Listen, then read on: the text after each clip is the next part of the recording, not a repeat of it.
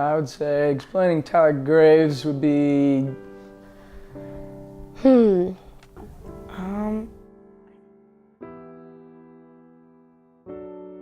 you, Double All Up Productions, with that amazing introduction. I would describe him as an outgoing person. He was so funny. Like, he just did not care what others thought of him. He did what he wanted. He was the kind of person that not only put a smile on your face, but had your stomach hurting, your cheeks sore from laughing so hard. Such a loved person by everyone. It's best describing him, I'd say.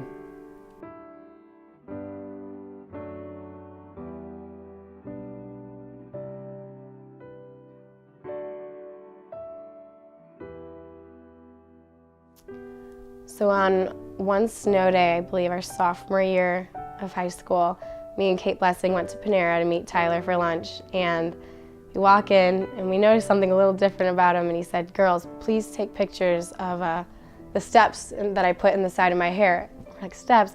He had shaved steps into the side of his head and a line in his eyebrow, but he accidentally shaved off his eyebrow from about here all the way over, and we couldn't stop laughing. And ironically, after his service at T-Bowls, someone brought a mini electric razor, and I was taking people outside, and everyone was getting little lines in their eyebrows shaved, and that's something really funny that we all share because they didn't grow right back. In Jamaica, we went on a family vacation. It was all 18 of us, and so it was a lot of fun. And Tyler's mom, which is my aunt, made a bet and was like, whatever cousin, like there was all the cousins together, she's like, whatever cousin goes down there, because there was people filming a movie in front of the pool, she's like, whoever goes down there and jumps in front of that, like, well, I'll give them $20. And it was so funny. Tyler did it, and he like volunteered, and he went down there, and we all like stood up at the balcony and watched him just like dive in the pool in front of the camera, and it was the funniest thing ever. I'll never forget that. I'd say my favorite stories, kind of stories I'd say, was junior year when we had our Dire Ducks soccer team, and just like throughout the day, like how hyped he'd be about them. Like we'd wear our jerseys and everything, and he'd just tell everyone about our games, and just seeing him being that happy. And then at the actual games, he'd always tell so many people to come, and he'd always try to show off. My favorite memory probably at the game was one day he just went up to like 3 girls and said, "I'm gonna do a backflip just for you." Tries to do this backflip, gets like maybe half foot on the wall, lands right on his head. Kid's lucky he didn't break his neck, but that was probably my favorite memories of him. Just our free soccer days back then, and then just, I don't know, just hanging out with him. They're all great memories. Never a dull moment with that kid. Well, for my first tip of the day, I always like to start out with the bomb. For my first tip of the day, I always like to start out with the bomb. The night, I remember the day I found out, my mom called me, and she was like, I was at my friend's house, and she's like, something is wrong with Tyler, I need to come pick you up. And I was like, okay, I didn't know, I was so confused. Got a text saying, yo dude, Tyler killed himself. I'm like, 0% chance I believed that in my mind. I was like, dude, that's just a stupid joke. Like, what? I remember texting Tyler's phone, saying, "This can't be true, we'll be there soon, hang in there." And the entire car ride to the hospital, I remember not one word was spoken between me or Kristen. We were just silent the entire way. And I went to the hospital, and that's when I found out what happened.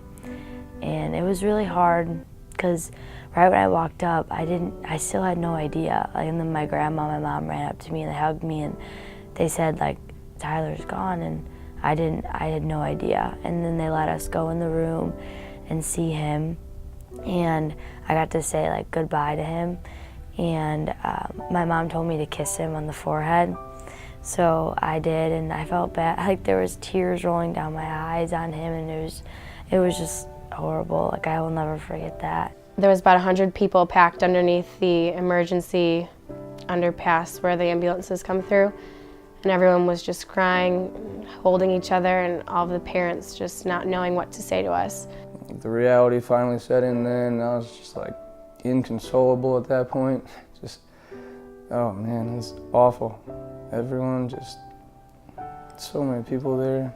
Everyone like just bouncing around, hugging whoever you could, honestly, and just so many people, and no one would leave. One of our best friends, like, just total disbelief. It was just a really tough night. I remember that night I didn't sleep at all. I cried with my sister. And the next week after that, we went to my aunt's house every day and made posters for him and put all his pictures on for the wake and the funeral. And yep, that night was just difficult, and I'll never forget it. I remember it like it was yesterday. I think I would want him to know that I loved him so much, and that I miss him so much, and that he was the best cousin ever. And I'll never forget all the funny times I had with him and all the memories. First, I'd probably give a nice smack in the back of the head. Say, I just wish I could have spent more time with him. It would be the first thing I'd say, but. I want him to know that I'll never forget him, I'll always miss him, and I'll always love him. And that I'm sorry that he thought no one was there. He was just a really loved person, and I wish he knew that before everything.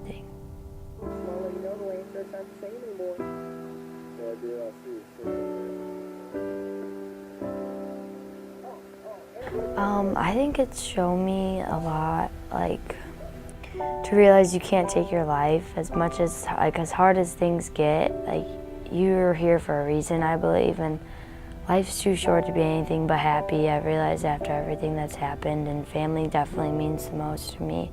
I'd say just be as open as you can to people, don't hide anything, just understand people love you and accept you, and just don't be afraid to open up to them and hide anything from them, and I think that's the biggest thing, and just keep your friends as close as you can to you would be the two biggest things I would say. I learned from that for sure. No matter what, you've got to reach out to the people around you and make sure they're okay, because people aren't always wanting to tell you that they need help, but noticing when people need help first could prevent so many terrible things like this. The loss of a friend, brother, son, just something that wasn't supposed to happen. Thank you, Double L Productions, for that amazing introduction. Don't you love those guys? Hi, I'm Jimmy Randall.